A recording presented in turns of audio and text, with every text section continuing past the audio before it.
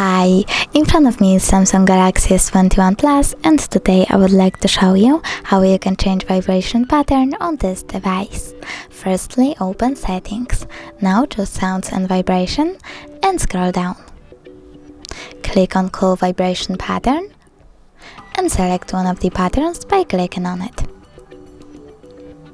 Then go back.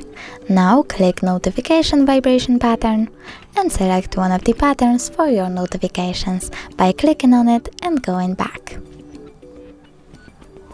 Thanks so much for watching. If you enjoyed this video, don't forget to leave a like, comment and subscribe. Bye!